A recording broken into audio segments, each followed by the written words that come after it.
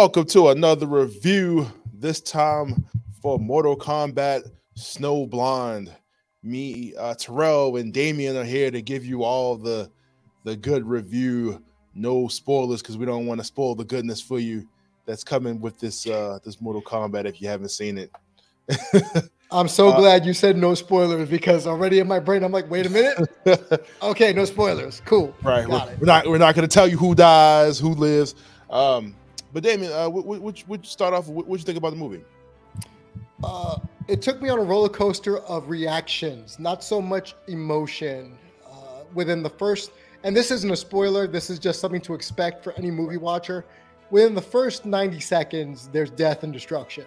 So it wouldn't be a Mortal Kombat movie without blood, gore, brutality, a lot of over-the-top dialogue, hammy performances in a good way by some of the voice actors. So I took it as a really good ride. A lot of WTF moments for me personally, as I was trying to be that conspiracy theory guy in the basement to connect everything, to say, okay, this is going here, this is going here. What does this have to do with? And then I realized, F it, we just threw stuff against the wall and see if it stuck. And we just took the source material and tried to pull everything together. That's kind of how I took this movie. And it borrowed, and we can talk about more in depth, it borrowed from other shows that fit the genre and other movies that I got from a tonal perspective. And as we go on in the review, we can talk about that a little later. But what were your thoughts? I didn't know what to expect. I mean, I've seen Scorpion's Revenge. I've seen Me too. The Battle of the Earthrealm or something. Mm-hmm. And I'm thinking like, okay, all of these movies are going to be connected in some way, or it's like one story to the next, and that's just not the case here. But I didn't expect to get a Kenshi story, or a Kenshi origin story. But I mean, the title was on the nose, you know. Right. I'm thinking, why would you pick that Snowblind? And then you realize, right. Because really, once you saw the trailer, you kind of knew who the focal points were of the title, but you didn't know the rest of it. Yeah, and I went into the movie blind, so I had no clue. Literally, you went in Snowblind. Right. Got you. No clue. And the movie, like I definitely, they used a different type of animation, and it reminds me, it's the show that's on Adult Swim, and I cannot think of the name of it, but it uses the same type of animation, almost kind of like a Samurai Jack look to it. And I want to remember like the director who uses it, but the animation for this was pretty cool. And how it started off, like it was almost like comic characters and a page kind of standing out from the background animation a little bit. Right. But I thought the fights in the movie were really brutal. I thought some of it was just outright just unnecessary. Mm-hmm. And like I said, it was just, yeah, like it was. I know what to say. I mean, it just kept going. And I think part of what what we talked about before we came on air, and even now, just since these stories aren't connected, there's a lot of liberties they can take with the source material. For instance, as you said, it's a Kenshi story, but not the Kenshi story that if you played, let's say, Mortal Kombat X, or any of the futuristic Mortal Kombat ones, where he trains basically Earthrealm's fighters as part of the Shiraryu. Nope. This is a totally complete Kenshi story. And if I had to summarize it, his character introduction, he's if Johnny Cage, Liu Kang combined to make one character. Right. And that was Kenshi in the first stanza of this movie. Got real humbled. Quick. Oh, man. Yeah, Kenshi. I feel like like you said, when we get Kenshi in the games, he's like his character is like kind of like quiet, or just what's the word, reserved in the games. Mm-hmm. Like whereas very this like stoic. They have him here like looking for fights, like ready to get into it, regardless of like what collateral damages it causes, exactly. with the Black Dragon, going to every town like this is Fist of the North Star. That's what it felt like. Yeah, that's actually, I didn't think about that till now. That's a great comparison. and everybody wants to be the strongest. The strongest survives in the wasteland, and that's exactly what it is. But yeah, man, like have him going around just looking for fights, and like I said, he gets humbled real quick to the point where he's like, well, maybe I'm not the best out here. You know what I mean? And I need to take a step back until something happens to him. Of course, we know Kenshi's blind. He gets blinded, but something happens to him, and he learns to look. He doesn't even want to live with that. You know what I mean? Like he's like, if I can't fight, it's over. That's the story there. Like. Right, like his arc, he thinks it's over because of a major, let's be honest, a major life setback. But as you said, humbled really fast, and we're not going to give away too much of the fights or who he fights. But let's just say he got overconfident with one fight, and it's like when you call your other sibling to come handle your backup, like, hey, this guy beat me up, and then all of a sudden, like you bring the crew or you bring your family.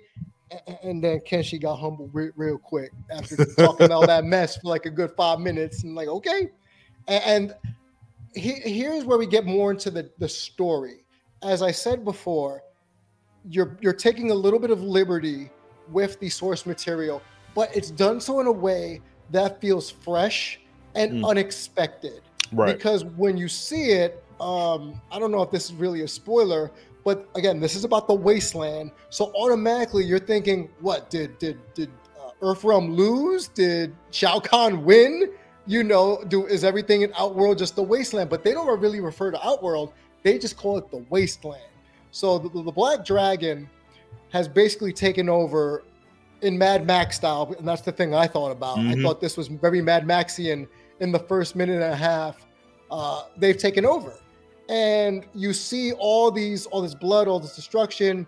You see Cabal as an old man, which was kind of interesting for me. I don't know if that's a spoiler for some people, but Cabal looked a step slow. I'll just say that he didn't have the super duper speed like he normally has. Right. Yeah, I was expecting that. I was a little disappointed in that. Yeah, and should I spoil that part about who's ruling the wasteland if they haven't watched the trailer? It's in the trailer. Okay, so in the trailer, Kano is the king of all the wasteland. King Kano. And if you're thinking, how the fuck did Kano become king? That's what I was thinking the first 15, 20 minutes of this movie. And then my brain, my deep dive brain started working as to, okay, how the hell did he sucker someone into this? Because that's Kano. He's very cunning. He has a lot of guile. He's willing to backstab his grandmother kind of thing. So my brain, while the show was going on, is thinking, how the hell did Kano get to power? Because we see other members in various points of the movie of Outworld in previous games. We see Ferritor, we see Aaron Black, we see members of the Black Dragon, like Cobra, for instance. Like we said, Cabal, and there's just, how is Kano running these people? And that kind of, for me, was another half of the movie of it trying to figure out what the hell happened, that we got to this point. Right. And even before that, when we're introduced to the wise sage known as Kuai Liang, and then we're talking about the Lin Kuei, I was like, whoa, hold on one second. Because in the games, Kenshi's aligned more with the Shirai Ryu, and all of a sudden now he's aligned kind of with the Lin Kuei in this story. Right. So we're basically taking a multiverse of madness approach to just breaking off timelines, which is here. What Mortal Kombat has become. Yes, and as we get forward in this movie, Mortal Kombat 9 and 10 have, what's it on now? 11? It's on 30th anniversary now, but yeah, 11. Yeah, they pretty much just like, look, it's all multiverse, alternate universes. Like we could do whatever we want. People don't stay dead anymore.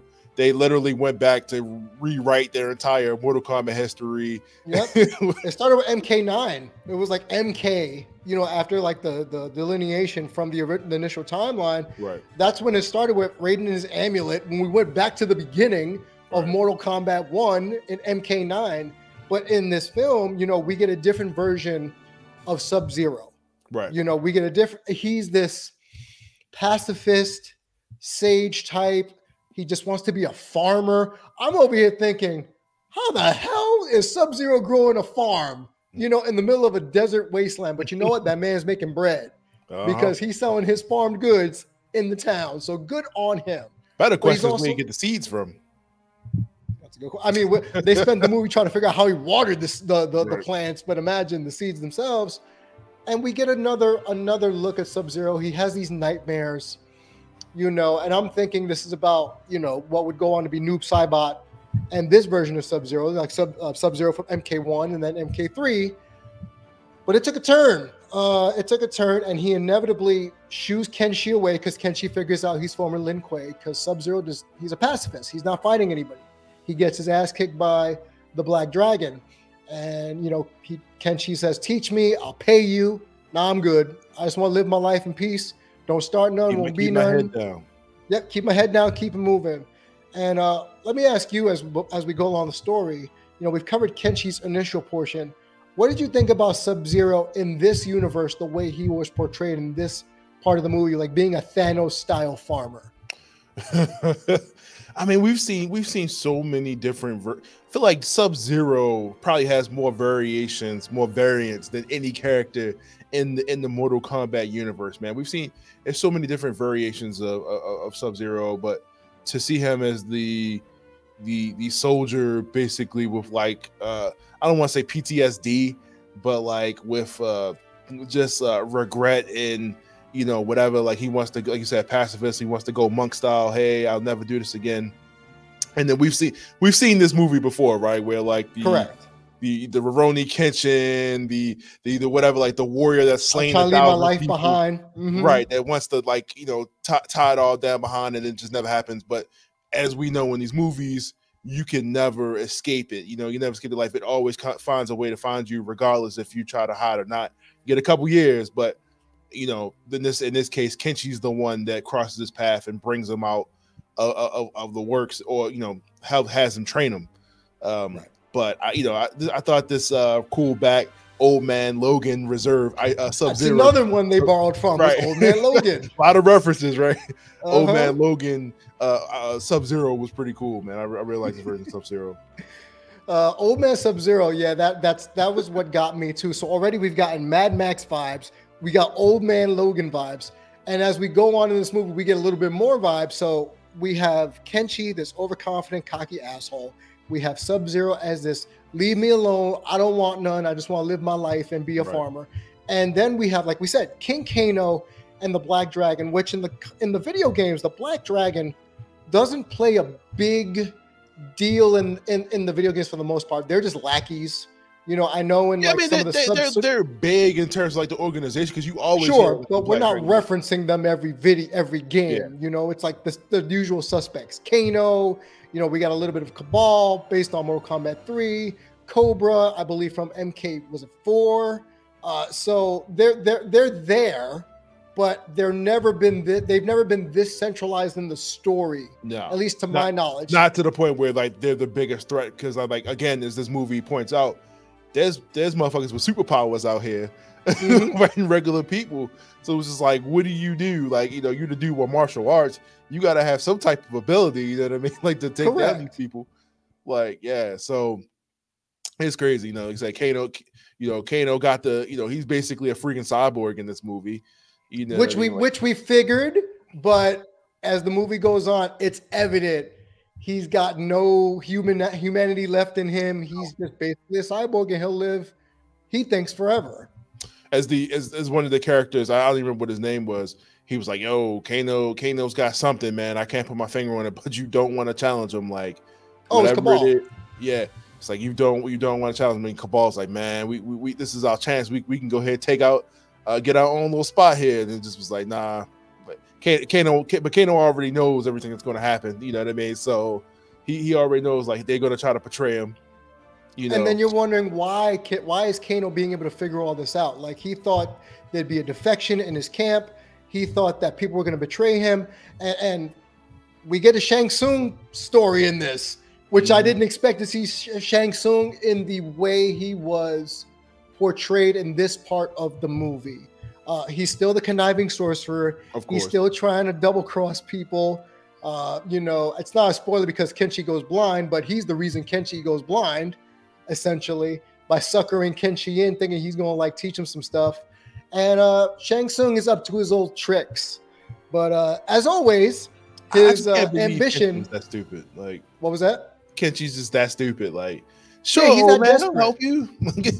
He's that desperate though, because he got hemmed up right. by the Black Dragon, so he's willing to do anything to beat the Black Dragon when they embarrassed him, humbled him, as he still has this modicum of conceited warrior in him. And Shang Tsung was able to capitalize on that and thusly help to blind him. Right. But Shang Tsung himself, and we're not going to tell you what happens to Shang Tsung, but he's in this story for a time, and his arc was not surprising until you'll know when you see it, and you're like, oh. He had some great moments, though. I'm not even going to lie. There's a soul natal somewhere in there. Yeah. You know, he says his go-to lines, "Your soul is mine." Like, you got the chills. I feel like they always have to find a way to work those classic lines, even though if they sound corny as hell. Get over here, come here. Your soul is mine. Finish him. Fight. Things like that. Hello, baby. Like that kind of stuff. Look, Kano's hilarious, man. Kano in every story is hilarious. Correct. But the story itself, as it played off, it's basically the Black Dragon tries to take over this town after a while. Kenshi is trying to protect this town while also trying to, in a way, solve his pride issue. There's like a little bit of pride still left in him. And Sub-Zero is like, look, man, I trained you so you could live in the wasteland, not to die in the wasteland fighting. So you can survive and live. Like you said, Terrell, keep your head down and keep it moving. But it's Kenshi in this story. Like I said, he's the birth child of Liu Kang and Johnny Cage. So he's a little impetuous. Right. So he goes and fights the Black Dragon. And then, first off, before he fights the Black Dragon again, he fights Sub-Zero in this like son-father situation, Damian Wayne, Batman, Nightwing, Batman situation, where it's like, you're not the boss of me, you're a punk. Fun. And then they have a quick sparring match. And then it awakens the warrior spirit of Sub-Zero. And he stops being a hermit for a while. And then he becomes our version of Sub-Zero. So the whole metamorphosis from hermit, farmer, to Sub-Zero. And then we find out why he chose a vow to not fight, which on one hand, honorable. Right. On the other hand, when they said the revenants in this story, I'm thinking of the netherworld like we get in the video games. That's what I'm thinking too. I'm thinking the Quan we got the Walking Dead. And that was something else they borrowed from. The Walking Dead. Where there's actual zombies in the Mortal Kombat universe. Not dead like the undead of the spirits, the wraiths. No, these are actual living, breathing zombie corpses. Right. And I'm thinking, yo, so we've borrowed from Mad Max. We borrowed from The Walking Dead. We're borrowing from any of these old Kung Fu movies where the master trains the student. Like, we are really taking pages out of the cliche rule book when it comes to this. And that was one of the things that, as cliche as it was, I enjoyed it up to this point before we get to the culminative battle where Kenshi, Sub-Zero do battle against the Black Dragon. Right. Interesting. I don't think I'm going to spoil the surprise person that pops up in this battle. I want people to understand it because I let out a what the fuck, you know. But when I saw Sub-Zero go to the Batcave pretty much and get that one thing out, I'm thinking, why does he have this? And then it dawned on me. I'm like, he froze it. Duh. Okay. And then we have a guest appearance. And then, you know, we have these people fighting the Black Dragon. You know, Cobra gets killed earlier. I know at some point Cabal dies as one of the last people. Spoilers. He dies as one of the last people. You know, obviously, if the Black Dragon is going to lose this fight, people are going to have to die. So I'm not really spoiling where the bad guys lose here. But when we got to the end, they left a big twist for the end, sir. And my wondering this whole movie of how the hell did this happen was revealed. And I'm not going to spoil that for the audience because that's a big what the fuck moment. If you played any Mortal Kombats, then you... Lately. Right. You understand what happened, but you weren't thinking about it. I wasn't even contemplating that this was the angle they would have taken. No, and I then didn't think so either. It looked good too. Like I really like the way they set it up. the animation was fine. It was great for this. I loved it. But what was your reaction to the twist, at the end before the final battle?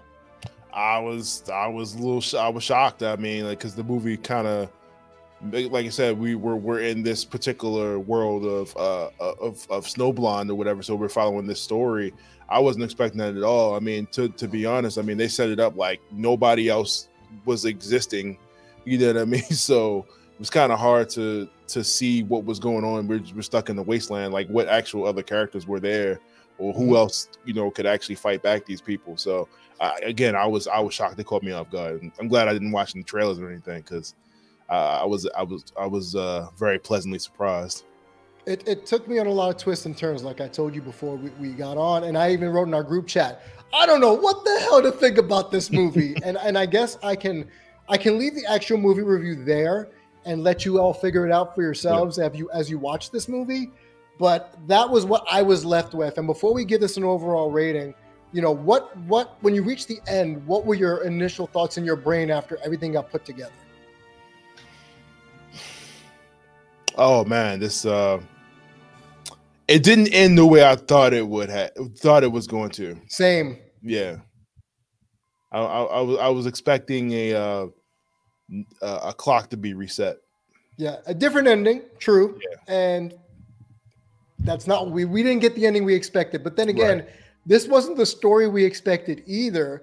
So when it ends, when the movie itself ends, we're kind of left pondering of, okay, sure. Right.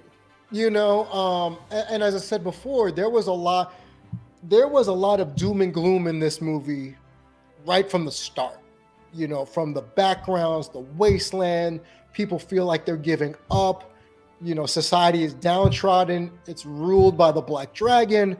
So to expect a happy ending, I guess, is the ultimate happy ending would be, kind of sacrilegious of us to think that, because we're thinking, we're going to have a happy ending like all the other Mortal Kombat movies. Right.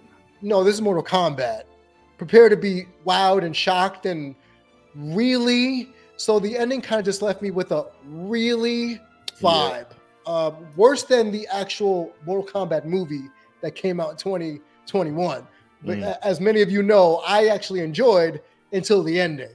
So I got the same vibes. But overall, and I'll get your opinion on like final ratings. I want to say the animation style was great. It's gotten impressively better. The fights were visceral. It's Mortal Kombat, so you're going to get blood, you're going to get gore, you're going to get very vivid killing that sounds like it's a Tuesday. It's a regular Tuesday here in Mortal Kombat, where people get cut in half and they bleed, their eyeballs fall out, their skin gets burned off, souls get sucked out like it's normal. And if you don't know Mortal Kombat, you're in for a shock, because if you're not prepared, you're going to think, what the hell am I watching here? But we as Mortal Kombat fans understood what we were getting into. And I never felt that it reached over the line of being too gratuitous to be gratuitous. No, it was very well paced. Well paced, well done. Again, the story's original, so I have no problems there. The voice acting was impressive. Whoever voiced Kano, I thought that was Josh Lawson from the movie. David Winham. Yeah.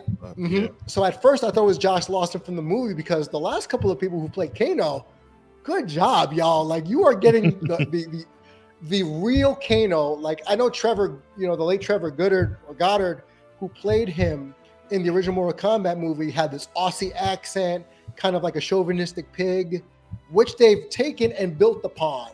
But seeing him, I want to say, almost grow from a henchman to what he was in this movie, was hilarious, one-liners, sarcastically witty, and psychotic, like we expect Kano to be. So yeah, he was definitely crazy. Like, it's definitely crazy. Just whether you served him or what, he was getting killed. So, and I gotta admit, he actually was my favorite character, to be quite honest. Yeah, he was the best.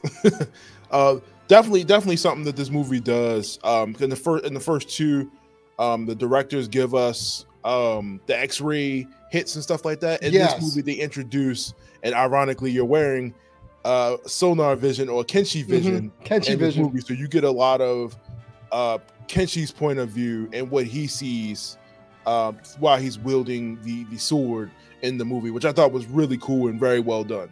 He explains it. He explains what he sees, because Sub-Zero asks him, "What do you see?" And he basically calls it like a flame that you see, and then you turn your head from the flame, but the remnants of what you've seen is still existing. Right. And it was explained perfectly to me. And then we get that first person view in a lot of his fight scenes as well. Because if we think, oh yeah, we could do these fights in the real Mortal Kombat world, we're looking at this from Kenshi's perspective. And as a blind man with Seto the sword, yeah, man, you needs to be calm as fuck to be able to fight in the Mortal Kombat world. But like, because a lot of people would just be scared. But it was well done, especially those first person fight scenes, especially one of the last ones where he fought one of the Black Dragon members. I think her name was Kira, and I saw it just from his perspective, and I love that. It's that was first cool. person. I loved it. Yeah, I guess. Yeah, I don't know, man. People bleed out in this movie. I don't know how they keep standing. So I'm like, you just can survive a lot of bloodlust in the Mortal Kombat. I'm saying, I mean, the one character, the surprise character, I understood why, because I even said, why are you fighting? I was like, why are you stabbing this person? You know, they didn't understand the rules. You know, you didn't get the rules of what this person was. Like, all right, bro. But aside from that, people are like losing limbs. People lost limbs. It's like, and they were cauterizing wounds, fingers. Like, what? And just keep on fighting. Like it's no big deal. But that's war. Right. That's a true depiction of war that we don't get in the games, because the games just give us fatalities and blood. There's no carryover where most often than not, someone doesn't have an injury that carries over to the next game. Right. Like we had a lot here. Yeah, it did a really good job, man. I mean, that's kind of always been my biggest thing is like when you have a series that has the thing of fatalities, how do you keep your main characters alive? And you know, they pretty much tell you how in the games, like, you know, this is how we're able to bring back so-and-so, because for a while they would kill off characters and they would just bring them back as revenants and stuff like that. So we get a little bit of, you know, a little bit of some of that here and yada yada yada. So like I said, overall the movie was pretty good. Is, you know, I'm glad that they're doing these like multiple different stories and it's not one connected thing, because then you didn't fall into the trap of, okay, if you kill a character in the movie, how do you deal with a certain issue? So like I said, it did a really good job. You know, for an hour and 20 minutes.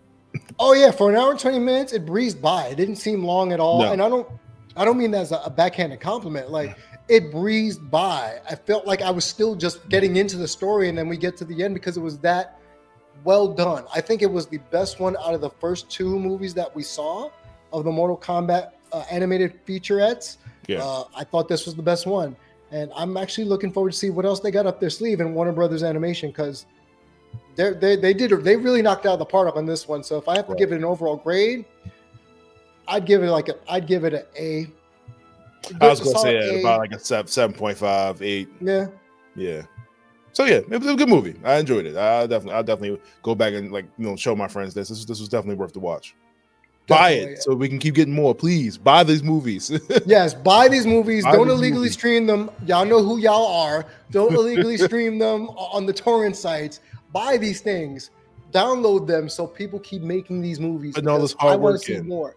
Yeah. Say what? I said they're putting all this hard work in. Keep buying them. You know, do us the favor so we can keep reviewing these shows here on Big Gold Belt Media. Yes. But any last thoughts? No, that was it, man. Good movie. I'm gonna buy it. So. Same. I'm actually gonna download that onto my my apps just so I can watch that again. It was that good of a movie again. Mortal Kombat Snowblind, or otherwise known as the buddy cop tale of Kenshi and Sub-Zero, with King Kano as an added bonus. But on behalf of Terrell and myself, Damon G, here on Big Gold Belt Media, thank you, and we're going to catch you on the next episode. And remember, kids, you know it's a good Mortal Kombat movie when Stryker isn't in it, because if you know me, you know I fucking hate Stryker. So automatically, great movie. We'll catch you next time.